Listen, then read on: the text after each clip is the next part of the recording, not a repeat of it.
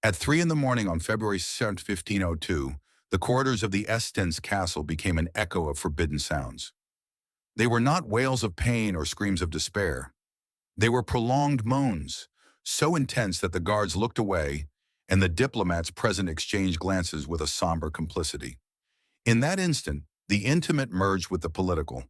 The carnal transformed into a diplomatic weapon. The consummation of a marriage, which in any other corner of Europe would have been a private act, was executed in Ferrara as a lethal protocol, sealed with the invisible ink of power. The early morning was tinged by a reddish moon, as if the sky itself were announcing that history was about to turn in an irreversible direction. The silence of the sleeping city contrasted with what was happening behind the crimson velvet curtains. There, every sigh was a coin, every gesture a treaty, every penetration a pact sealed not with words, but with the universal language of the body. All of Europe, without knowing it, was being reconfigured between gold-embroidered sheets. That seemingly intimate event had been hidden for centuries in the most secret archives. It was not a simple nuptial encounter. It was the establishment of a code, a sexual diplomatic ritual designed to legitimize alliances, annihilate rivals, and raise entire dynasties. The young protagonist, Lucrezia Borgia, was only 22 years old, but she carried on her shoulders the weight of two previous marriages bathed in blood and betrayals. That night she did not enter as a naive maiden, but as an astute survivor, capable of transforming her vulnerability into the sharpest edge of her political arsenal. Imagine that bedchamber for a moment. Tall candles casting shadows that dance like specters, Flemish tapestries narrating past conquests, and a bed that was no longer an altar of love, but a silent tribunal. Renaissance politics turned the erotic into a battlefield where pleasure functioned as legal certification. In that chamber, not only were two bodies uniting, the existence of a pact between the houses of Borgia and Este was being validated, a pact whose failure could have triggered wars between France, Spain, and the other Italian states. The multiple consummation was not a capricious invention, but a calculated protocol. The logic was brutal. A single consummation could be doubted, questioned as impotence or fraud. Three acts documented by invisible witnesses, on the other hand, created irrefutable proof of virility, fertility, and dynastic legitimacy. Every moan recorded in the memory of the chancellors became a political weapon, an antidote against future marriage annulments or accusations of sterility. There, the female body no longer belonged to itself. It was a sacred and profane field where the fate of empires was at stake. What was disturbing was the symbolism chosen for that night, the feast of the purification of the Virgin Mary. The church, a symbol of purity, was invoked in parallel to a ritual of flesh and sweat. That mixture of the sacred and the profane intensified the political effect. The divine seemed to bless a carnal act turned into a dynastic sacrament. In the Renaissance, where religion permeated every fiber of social life, this parallelism reinforced the idea that the alliance between the Borgias and the Estes was legitimized not only by the flesh, but also by heaven. The air in the palace was thick, heavy with anxiety and expectation. Outside, the citizens slept without knowing that their future depended on what was happening in that bedchamber. Inside, Lucrezia and Alfonso were aware that their every move would be translated into figures, reports, and matters of state. It was sex turned into a document, pleasure transfigured into a treaty clause. Those present, hidden behind doors or waiting for signals, knew that what was occurring would define not only the night, but the coming decades of the Italian peninsula. That seemingly ephemeral instant was petrified in the most hidden archives of Europe. For 5 centuries, it remained buried because it revealed an uncomfortable truth: that the most effective diplomacy was not always signed on paper, but on sheets soaked in sweat and moans. Lucretia, who had seen previous husbands fall due to impotence or assassination, understood better than anyone that her survival depended on transforming her body into an impregnable fortress. And that night, under the blood moon, she sealed with moans the foundation of an empire. Brace yourself, because what happened that early morning was not just an encounter of passion. It was a silent earthquake that redrew maps, destroyed rivals, and elevated a woman whom many called a victim to the status of architect of her own destiny. That is the true story behind the most scandalous wedding night of the Renaissance. The year 1502 was not just any time. Italy was burning in a precarious balance, fragmented into duchies, republics, and papal states that devoured each other with intrigue and gunpowder. Every marriage between nobles was not a romantic gesture, but a pact of war. Lucrezia Borgia, daughter of Pope Alexander VI, did not arrive in Ferrara to be a wife. She arrived as a currency of power, as the linchpin of a treaty intended to save a house in danger and shield another against invisible enemies. Her arrival at the Estense castle represented more than a personal union. It was the embodiment of Renaissance sexual diplomacy. Rodrigo Borgia, the Pope, had perfected the art of weaving matrimonial alliances, like a strategist moving pieces on a blood-stained board. With each union of his children, he extended the tentacles of papal power beyond Rome, encompassing territories that oscillated between France, Spain, and the small Italian kingdoms. Lucrezia's wedding to Alfonso d'Este was the riskiest move. Ferrara, although small, was key as a military bastion and as a symbol of dynastic legitimacy. The duchy desperately needed prestige, and the Borgias needed to consolidate their influence in the north. Thus, what many saw as a wedding was, in reality, a treaty camouflaged as romance.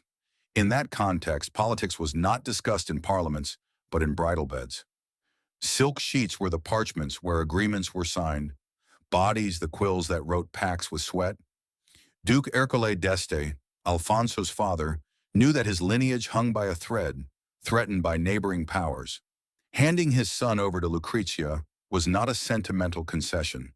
It was the final gamble for Ferrara to survive against the advance of France, the maneuvers of Spain, and the omnipresence of the Papal States. Every glance in the court reflected that dread. If the union failed, Ferrara would be devoured. The negotiations that preceded the marriage demonstrated this with brutal clarity. Lucrezia's dowry amounted to 100,000 gold ducats, a colossal figure equivalent to the budget of entire cities. But the gold was barely the surface. What was truly expected lay in intimacy. Secret documents of the time detailed that the validity of the marriage was not measured by religious ceremonies or notarial contracts, but by certified consummation. That consummation had to be observed, documented, and archived. It was a macabre theater where the private was stripped of its veil to transform into a political spectacle. The chosen date was no coincidence. February 2nd, the day of the purification of the Virgin, mixed the holy with the profane in a calculated manner. The Church indirectly blessed a ritual that turned sex into a sacrament of power. The symbolism was clear. The divine endorsed the flesh, and the flesh became an instrument of heaven. It was a political and theological oxymoron, a marriage where God and lust marched together to manufacture legitimacy. In a world where religion was the foundation of the social order, that fusion gave a devastating weight to the alliance. Meanwhile, Lucrezia carried a past that weighed more than her jewels. 2 previous marriages had ended in scandal and death. The first to Giovanni Sforza ended in public humiliation. The man was accused of impotence and fled marked for life. The second, to Alfonso of Aragon, was sealed with strangulation in the Vatican chambers, a crime that many attributed to the shadows of her own family. These antecedents made Lucrezia a feared and desired figure, a woman who had survived the machinery of Italian politics, emerging with an angelic face, but a heart trained for combat. Contemporary chroniclers spoke of her beauty as rare and extraordinary. Pietro Bembo, a Renaissance poet, described her with words that seemed like verses of a spell. But behind the alabaster skin hid a sharp mind. Lucrezia was not the porcelain doll that many imagined. She was a strategist who had learned that, in Quattrocento Italy, a woman's body could be the most powerful weapon, capable of saving dynasties or condemning them. That night in Ferrara, she was not looking for love, she was looking to survive. Alfonso d'Este, the man waiting for her, was different from her previous husbands. He was 25 years old and had a robust physique that commanded respect. He was not a delicate courtier or a parlor poet. He was an engineer, an artilleryman, a soldier who forged cannons with his own hands. While other nobles surrounded themselves with luxuries, he preferred to get dirty with the soot of the foundry. That duality, a man of iron and a lover of music, made him an unexpected adversary in the game of political seduction. Alfonso did not need to prove his virility with words. His presence made it evident, and Lucrezia knew it. The clash of these two worlds, the astute survivor and the Prince of Steel, generated an explosive tension. Both understood that they were not simple newlyweds, but protagonists of a ritual that would decide the future of Ferrara and influence all of Italy. The bedchamber awaiting them was not a refuge, but an arena where forces would be measured. There, the ghosts of failed marriages, the threats of foreign powers, and the omnipresent shadow of the Pope would intertwine with the sweat of their bodies. History that early morning would be written in living flesh. The stage was set with an almost liturgical precision. The ducal chambers of the Estens castle had become a theater of shadows, luxury, and calculated symbolisms. The crimson velvet curtains fell like heavy walls, isolating the bedchamber from the rest of the palace and creating an atmosphere of mystery. The silver candelabras, lit to the limit, cast unstable flames that turned the walls into a mosaic of dancing lights. Battles and conquests were depicted on the Flemish tapestries, as if to remind the newlyweds that this encounter was not simple passion, but a continuation of war by other means. Nothing in the room's arrangement was accidental. Every cushion, every fragrance, every detail was designed to transform intimacy into a public ceremony, disguised as a secret. The protocol of dynastic legitimation demanded not only consummation, but consummation with proof.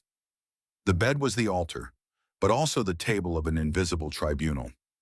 In the shadows, diplomats, chancellors, and spies awaited signals, ready to report what happened as if they were notaries of a solemn act. The private dissolved. Lucrezia's and Alfonso's bodies were living documents, signed with gas. The religious symbolism reinforced the tension.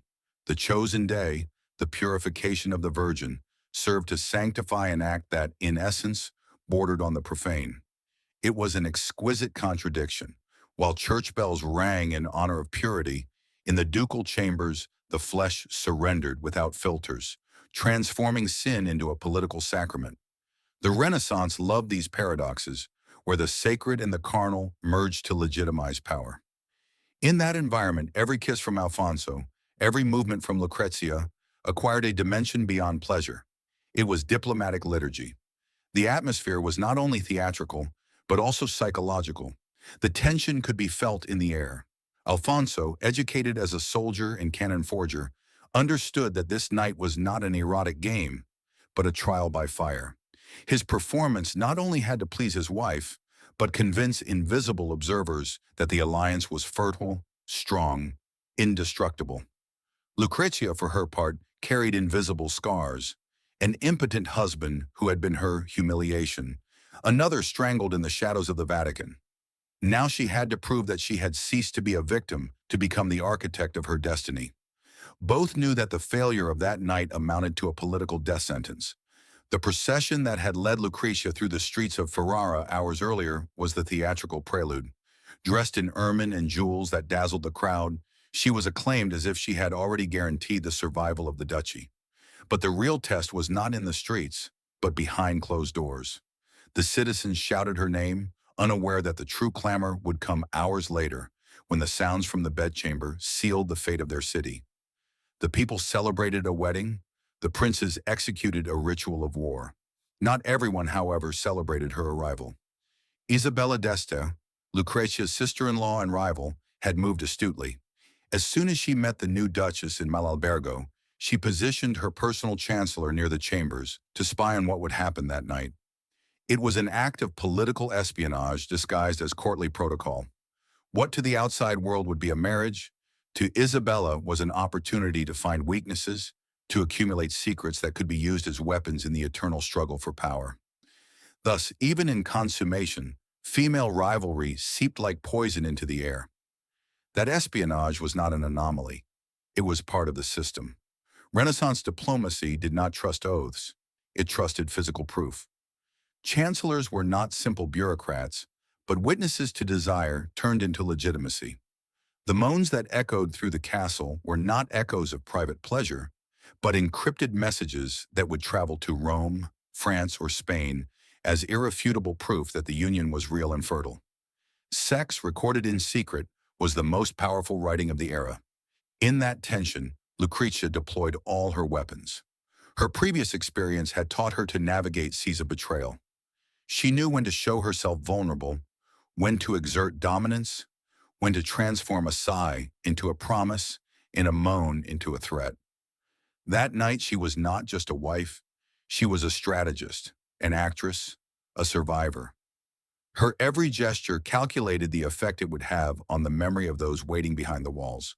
If Alfonso represented brute force, Lucrezia represented the lethal intelligence that turned flesh into power. The beginning of the encounter was, according to hidden chronicles, a mixture of tension and spontaneity. The genuine attraction they had discovered days earlier in Bentivoglio intertwined with the unbearable pressure of protocol. It was not romantic love, but neither was it empty theater. It was something more complex, authentic passion used as political cement. What began as desire soon became a diplomatic performance. The bed was not just a resting place. It was a stage where the fate of Italy was dictated. The first consummation did not take long to arrive. It was the most anticipated moment, and at the same time, the most closely watched. Outside in the corridors, the chancellors waited in silence, knowing that every passing minute could determine the future of the alliance. Inside, Lucrezia's and Alfonso's bodies met with an intensity that surpassed even what was planned.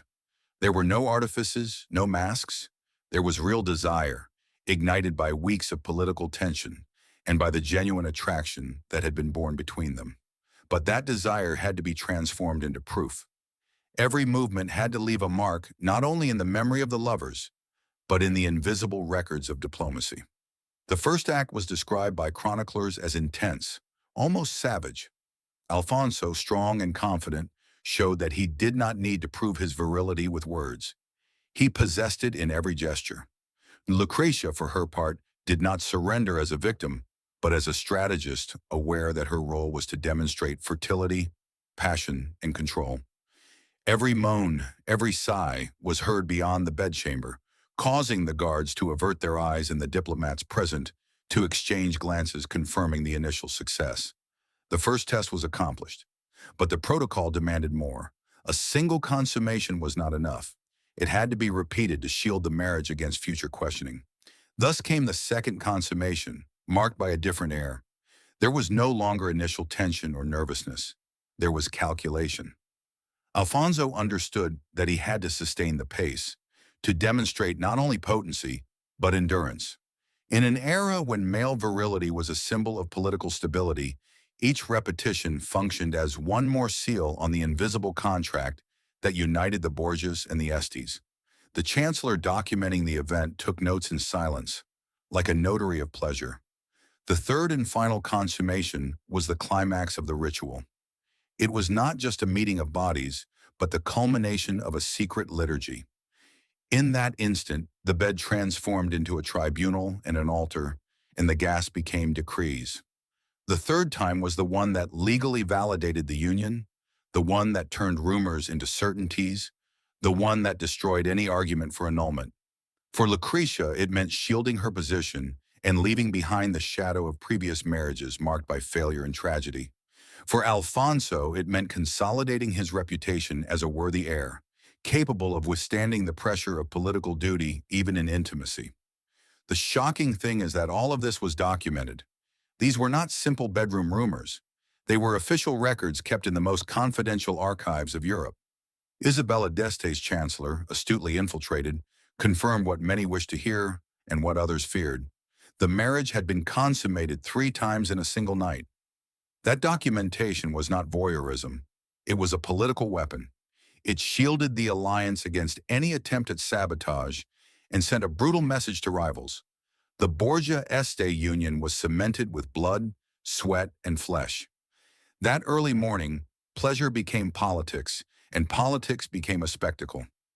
What might have been desire for 2 bodies was a silent earthquake for Europe. France and Spain, attentive to any weakness, received the news as a strategic blow.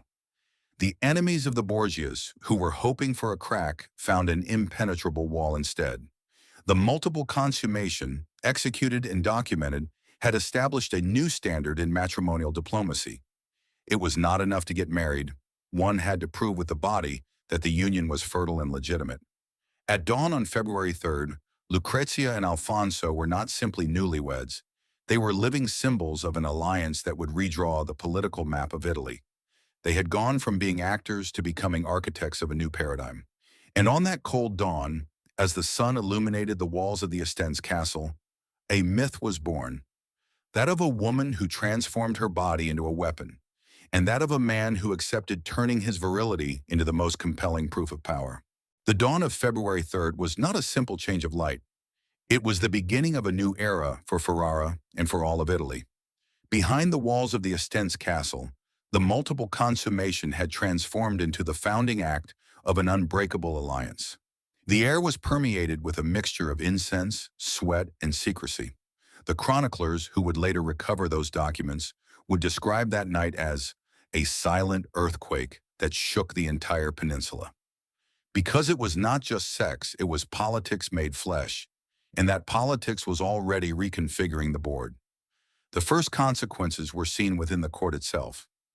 Lucrezia, until then considered a tolerated foreigner, became an indispensable element. Her position changed immediately. She was no longer the wife who had to adapt, but the cornerstone of dynastic stability. Any attempt to eliminate her would mean a political disaster of incalculable dimensions. Her enemies understood this right away. Her survival was now the survival of the duchy. And that symbolic protection, woven with nocturnal moans and sealed with the quills of chancellors, made her untouchable. Alfonso, for his part, had gained something more than his wife's respect. He had proven his leadership capacity to the world. In an era where male virility was synonymous with political legitimacy, his performance during the wedding night distinguished him from other fragile heirs who had fallen into public humiliation. He was not a weak prince, but a man of steel who could withstand both the pressure of the battlefield and that of the marriage bed. That psychological strength, as valuable as his cannons, consolidated his role as the undisputed successor. But the echo of that night did not stop in Ferrara. It spread like a poisonous whisper throughout Italy, reaching Rome, Naples, Milan, and beyond the Alps. France and Spain, attentive to any crack, understood that the alliance between the Borgias and the Estes had created a solid bloc, capable of altering the equations of power. Ambassadors wrote alarmed letters, kings recalculated their moves, and rivals who had bet on Lucrezia's failure found themselves facing an impossible wall to tear down. The marriage had not only survived, it had redefined the game. That new paradigm had an even more disturbing background. Sex, until then seen as a private or sinful matter, had become a political standard. The documented consummation transformed into the gold standard of dynastic alliances. From that night on, other noble houses began to imitate the model. Promises were no longer enough. The legitimacy of the union had to be proven with the flesh. Thus, the bridal bed ceased to be an intimate space and became an extension of the treaty room. The private and the public merged in an unsettling ritual that would make entire generations tremble. In that context, female rivalry also found a new battlefield. Isabella d'Este, sister-in-law and declared enemy, saw her cultural supremacy in the court threatened by the newcomer. Lucrezia's success transformed her into a magnet for power, and what should have been an alliance became a cold war of intrigue, jealousy, and espionage. The court of Ferrara became the stage for invisible battles, where every gesture, every glance could be interpreted as a strategic move. Politics was no longer played only in military councils. It was played in perfumed hallways and at silent banquets. The dawn, therefore, brought no rest. It brought consequences. The cries of pleasure of the night transformed into decrees, into agreements, into fears. What had begun as a secret protocol became a propaganda weapon. The world had to know that Lucrezia and Alfonso had triumphed where others had fallen. And as the sun illuminated the castle walls, a disturbing certainty was brewing. The flesh could be more powerful than the sword, and desire more effective than gunpowder. But fate does not grant victories without shadows. Just a few months after that night glorified in the secret archives, Lucrezia's body became a battlefield far more cruel than that of politics. On September 5, 1502, she gave birth to her first child with Alfonso, a girl who was stillborn after terrible convulsions. The tragedy struck the duchy with unexpected violence. What should have been the biological confirmation of marital success ended in mourning. And in Renaissance Italy, where every birth was a certificate of legitimacy, this loss opened dangerous cracks. The situation worsened when Lucrezia fell ill with puerperal fever, a disease that at the time almost always meant death. For days she burned in delirium, while the court held its breath. Outside, diplomats discussed in hushed tones the possibility that the entire political edifice built on that wedding night would collapse along with her life. The enemies of the Borgias were already savoring the fall. Allies trembled. And inside her bedchamber, the young duchess fought against death with the same fierceness with which she had fought her political rivals. Her recovery was interpreted as a miracle. Observers described it as a divine sign, proof that Lucrezia was destined to survive even the deadliest of traps. But for her, that experience was not just a test of physical endurance, but a psychological revelation. She understood that in a world where female bodies were treated as contracts, she had to diversify her weapons of survival. Motherhood had exposed her to a mortal danger that no alliance could prevent. Thus, a new strategy was born within her: to build parallel networks, to find emotional and political refugees that would protect her in case the duchy failed her again. It was in this context of fragility and rebirth that Lucrezia began a clandestine relationship with Francesco Gonzaga, Marquis of Mantua, and husband of her eternal rival, Isabella d'Este. This affair, which began around 1503, was not a simple whim. It was a masterstroke. Linking herself to Isabella's man meant having political insurance, but also inflicting the most personal wound possible on her enemy. It was revenge and strategy at the same time. The letters they exchanged, discovered centuries later, reveal that between them there was not only calculation, but also true passion. Lucrezia had found a way to intertwine the emotional and the political to an almost diabolical level. For Isabella, the blow was devastating. Discovering that her own husband had fallen into the arms of the woman she hated most was an unbearable humiliation. And not only on a personal level, it was a political defeat that undermined her authority as the First Lady of the court. The scandal did not erupt publicly, but the poison ran through the corridors. Ferrara became a board where two women played a psychological war using love, desire, and betrayal as chess pieces. Meanwhile, Alfonso, ever pragmatic, tolerated the situation as long as it did not threaten the stability of his duchy. He knew that his wife was more useful alive, strong, and protected than reduced to a vulnerable victim. This episode demonstrates Lucrezia's definitive evolution. She was no longer just the young woman who had survived failed marriages, nor the wife who had turned one night into a diplomatic weapon. Now she was a master in the art of manipulating intimate networks for her own benefit. What began as survival had transformed into political sophistication, the ability to use the desire of others as a shield to transform female weakness into absolute power. It was a dark alchemy, turning pleasure into protection and betrayal into triumph. That same model would be imitated by other noble women of the Renaissance. What Lucrezia did with Francesco Gonzaga was not an anecdote, it was a precedent. Sexual diplomacy expanded, opening a new chapter in the strategic use of extramarital affairs. The bed was no longer just a place for dynastic legitimation, but for continuous conspiracy, for secret alliances that ran parallel to official treaties. And all of this had the same origin: that early morning in Ferrara, where sex became the most brutal and effective language of power.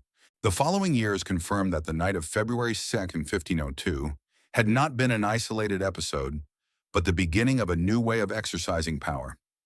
The legitimate children that Lucrezia began to give Alfonso definitively sealed the Borgia-Este alliance. Each successful birth was celebrated like a military victory. A herald announced the arrival of an heir as if it were the conquest of a city, and every cradle adorned with silk was in reality a political treaty made flesh. The court of Ferrara understood that the survival of its dynasty was literally in the womb of a woman who had already proven to be stronger than death. But this personal triumph of Lucrezia coincided with a greater transformation: the institutionalization of protocol. What had begun as a shameful secret became a model imitated by other noble houses. In the Italian duchies and beyond the Alps, aristocratic families began to demand multiple consummations, documented and certified by chancellors, as an indispensable condition to safeguard a marriage. Sex, previously relegated to the intimate sphere, became a legal norm and a diplomatic tool. Thus, what Lucrezia and Alfonso executed in a dark bedchamber became a pattern reproduced in the palaces of Europe. The impact was devastating for traditional notions of marriage. The union was no longer seen as a sacrament of love, but as a contract that had to be verified in bed. Intimacy lost any trace of privacy. It transformed into an almost theatrical act where bodies were observed and their results archived. This system, although brutal, offered something that politics desperately demanded: proof. In a Europe in a constant state of war, where every alliance could mean the life or death of a duchy, rumors and suspicions were not enough. Only certified moans could secure a pact. Lucrezia's rise as an indispensable figure in Ferrara also reinforced the tension with Isabella d'Este. The rivalry between the two became legendary, fueled by their opposing roles. Isabella, a symbol of culture and refinement, found herself displaced by the newcomer, whose power did not emanate from music or art, but from the flesh and politics. While Isabella tried to maintain her supremacy as the first lady of the court, Lucrezia accumulated dynastic legitimacy with each pregnancy, with each child born as a living testimony to the pact sealed in 1502. The court transformed into a psychological battlefield, where smiles were weapons and conversations were conspiracies. The international reverberations were soon felt. France, Spain, and the papacy understood that the Borgia-Este union had created a solid bloc, and they began to recalibrate their alliances. The consummated marriage transformed into a diplomatic argument in subsequent treaties, cited as an example of political fidelity. The model expanded like a silent plague. What happened in private bedchambers was beginning to be as relevant as victories on the battlefields. In the Renaissance, love was no longer love. It was strategy, it was gunpowder, it was a bargaining chip. The figure of Lucrezia, so stained by rumors of incest, poisons, and conspiracies, now acquired another dimension. She was not just the Pope's daughter or a duke's wife. She was the architect of a system that would change the rules of power. The documentation of that night and the children that followed created a kind of perpetual certificate, a shield that protected her position against any attempt at physical elimination. Because eliminating her meant blowing up the political edifice built upon her body, and no rival was willing to pay that price. That was the paradox that emerged behind the walls of the Esten's castle. What began as a carnal act became a political institution. What seemed like a night of pleasure was, in reality, the foundation of a paradigm where sex was the most powerful writing in Europe. And at the center of that paradox shone, dark and fascinating, the figure of Lucrezia Borgia. The transformation of Lucrezia Borgia in Ferrara was not an isolated phenomenon, but part of a larger trend: the conversion of female sexuality into a geopolitical weapon. In the following decades, Italian and European courts began to reproduce similar strategies, aware that the bed could be as decisive as the battlefield. The secret archives of Mantua, Milan, and Florence show protocols that imitated the model established in 1502. Registered consummations, discreet witnesses, reports sent to chancelleries. It was the institutionalization of a disturbing ritual. Pleasure turned into the notary of power. This shift revealed an uncomfortable truth. In a male-dominated Europe, women of noble blood found in intimacy the only arena where they could exercise direct control.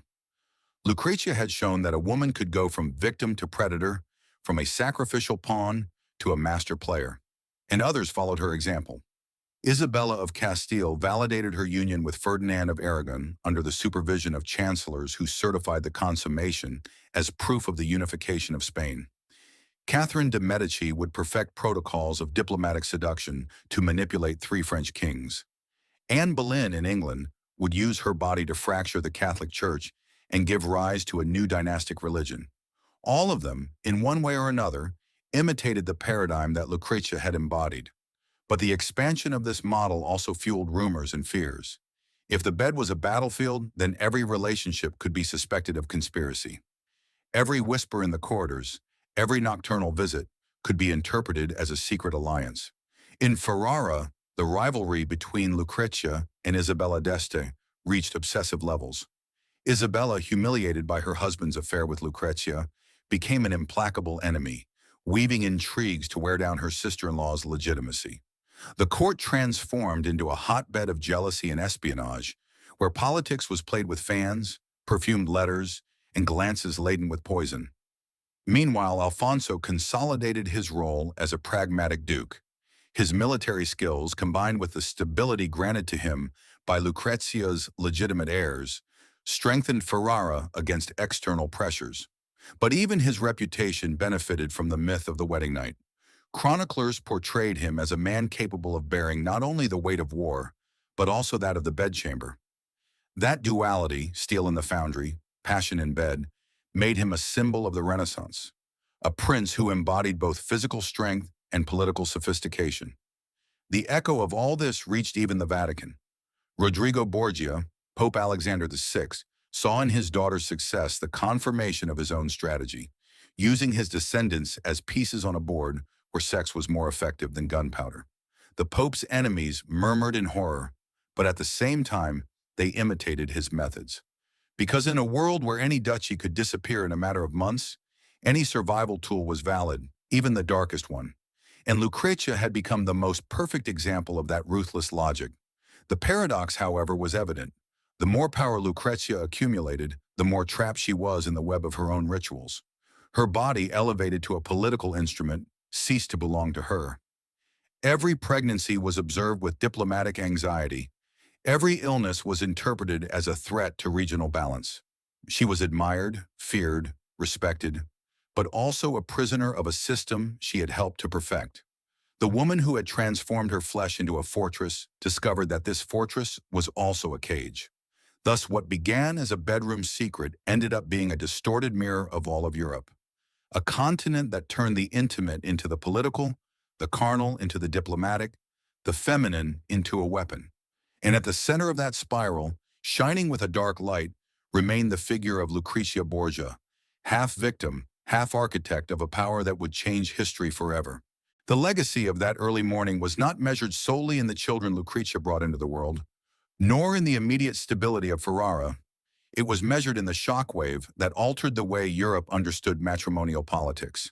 The protocols of documented multiple consummation became the gold standard for the nobility. From then on, every important aristocratic wedding carried with it the shadow of the Borgia Este model. It was not enough to exchange rings or sign contracts. The union had to be sealed with certified carnal acts, secretly monitored and recorded in archives kept under lock and key. Intimacy was transformed into a notarial act, desire into legal evidence.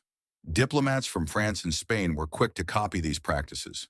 Chroniclers of the time speak of bedchambers turned into chancelleries and moans used as royal seals. Sex became state evidence, and failure in bed could amount to political ruin. Thus, marriages of convenience hardened even further. Bodies were exploited as strategic resources, and the notion of love was reduced to a luxury reserved for those who had no thrones to defend. The Renaissance, so celebrated for its art and science, hid this brutal reality in its shadows. Flesh was diplomacy. For Lucrezia, this evolution represented an ambivalent victory.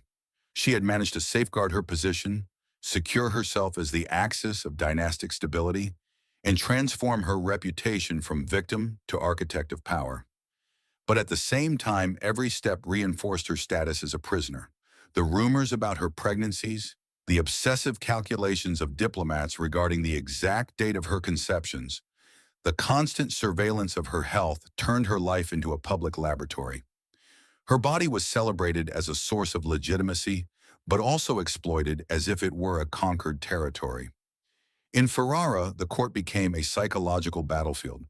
Isabella d'Este, defeated in the intimate realm, did not stop conspiring in the cultural and political arenas. She promoted parties, artistic patronages, and alliances to counteract Lucrezia's influence. The clash between the two women, although it never erupted into an open confrontation, manifested itself in a constant struggle for power. Isabella with her intellectual refinement, Lucrezia with her carnal legitimacy. The city became a stage where the walls were laden with rumors, and every gesture was interpreted as a silent declaration of war. Meanwhile, Alfonso consolidated his figure as a pragmatic duke and respected leader. His reputation was strengthened not only by his military skill, but by having successfully passed the most intimate test of all, sustaining the alliance with his virility. History would remember him as the man who forged cannons and pacts with the same solidity, as a prince whose physical potency matched his political mettle. For him, the bed had been a battlefield just as much as the foundry, where he molded steel. Posterity would look upon that night with fascination and horror. Historians and chroniclers, centuries later, would continue to unearth the documents, surprised that diplomacy could go so far. The inevitable question emerged: how many empires rose or fell not because of wars, but because of what happened between silk sheets? Lucrezia Borgia, with her enigmatic gaze and her body turned into a weapon, had transformed into a myth. And that myth, intertwined with legends of poisons, incest, and conspiracies, would forever obscure the border between truth and fiction. In the end, what happened that early morning was not a marginal episode, but the seed of a paradigm that redefined Europe. The intimate became political, the carnal became institutional, and the feminine, for the first time, became a geopolitical weapon. In that paradox between victim and predator, the true Lucrezia Borgia was born. The passage of time did not erase the impact of that night, but rather amplified it. Decades later, chroniclers still referred to February 1702 as the early morning when Europe shed its skin. The protocol executed by Lucrezia and Alfonso had left such a deep mark that it became a template for other aristocratic unions. Every dynastic marriage carried the implicit question: has it been consummated and has it been documented? What began as a shameful secret ended up being a tacit norm in the palaces, an unsettling echo of the power that had been born in Ferrara. The descendants of the protagonists inherited not only titles and lands, but also the legacy of a method. They learned that marriage could be a weapon as powerful as the army, and that the bedchamber, rather than a refuge, was a silent battlefield. That dark legacy circulated as a hidden survival manual among queens, duchesses, and courtesans. Through their letters and confessions, we discover that female intelligence moved in those spaces where men believed they dominated, but where women wove invisible networks of control and revenge. Lucrezia, over time, consolidated her image as a political architect. Her children with Alfonso ensured the continuity of the House of Este, and her name went from being synonymous with scandal to becoming a symbol of dynastic stability. Nevertheless, the shadow of her past, the rumors of poisons, incest, and conspiracies, never entirely disappeared. The myth pursued her, and perhaps that very myth was what guaranteed her immortality. No one could speak of Renaissance politics without uttering her name, laden with fascination and fear. The Renaissance, which has bequeathed us sublime paintings and majestic cathedrals, hid this uncomfortable truth in its basements: that power was also built with gasps, that diplomacy could be more erotic than military, and that flesh was a state document. The secret archives unearthed centuries later only confirmed what the murmurs of the time already knew. The most intelligent women were not passive pieces, but lethal strategists who used every available resource, even the most intimate, to survive and triumph. The myth of Lucrezia Borgia, the Pope's daughter who turned her body into a weapon, is not simply the story of a woman. It is the reflection of a brutal system that transformed bedchambers into trenches, beds into chancellors' desks, and pleasure into the most powerful currency of the Renaissance. Her figure, half victim, half executioner, continues to cast an unsettling shadow over our idea of history. And every time an archive is opened, every time a hidden document is rescued, that shadow reminds us that power has always known how to disguise itself, even under silk sheets. Lucrezia's metamorphosis transcends the individual to become a symbol of an era. Her journey from a young woman manipulated in imposed marriages to a grand duchess who commanded respect reveals the brutality of the Renaissance, a stage where beauty and blood, purity, and corruption intertwined in a single gesture. The night in Ferrara not only gave legitimacy to a duchy, it also opened the door to a new model of female power. The survivor transformed into an architect, the victim into a strategist. In that transition, Lucrezia ceased to be a puppet to become the puppeteer. The immediate effects of that transformation were felt in the following decades. The chroniclers of Ferrara spoke of her as a woman reborn, a dedicated mother, a protector of artists, a patron of poets. Her court was filled with music, literature, and painting, as if she wanted to cover the echo of her past scandals with beauty. But beneath that cultural veneer, strategy continued to beat. Every act of patronage, every favor granted, was also a political move. Lucrezia had understood that power had to be sustained on several fronts, that of the flesh, that of culture, that of politics. And she exercised it with the same coldness with which she had once survived blood intrigues. Isabella d'Este, her eternal enemy, never stopped lurking. The rivalry between the two women lingered like an open wound, a silent duel in which every artistic victory, every alliance, was interpreted as a blow.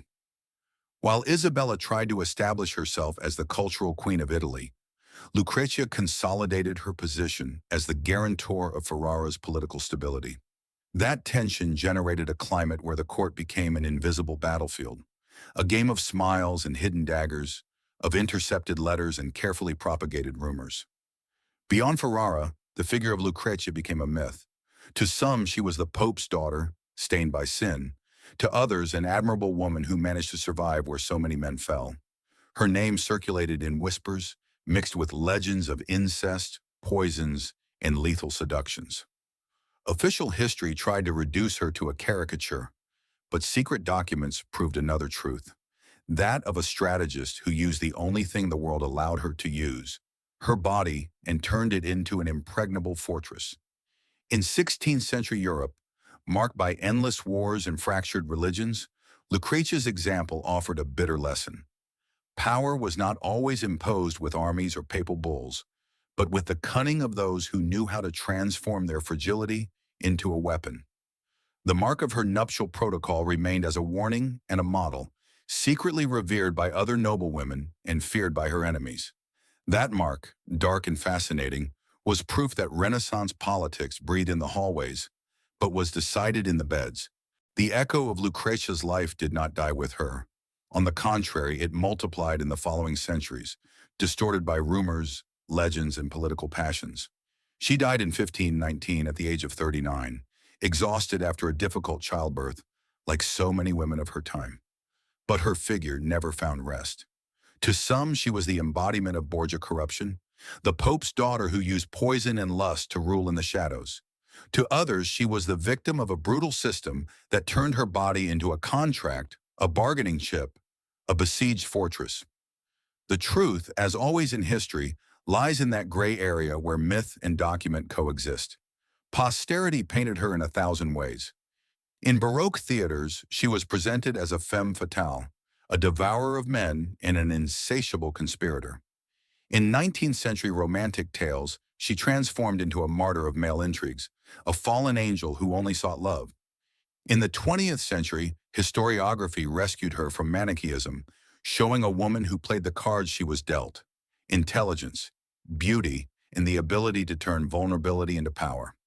In every era, Lucrezia was reimagined according to the obsessions of the present, and that plasticity of the myth guaranteed her immortality.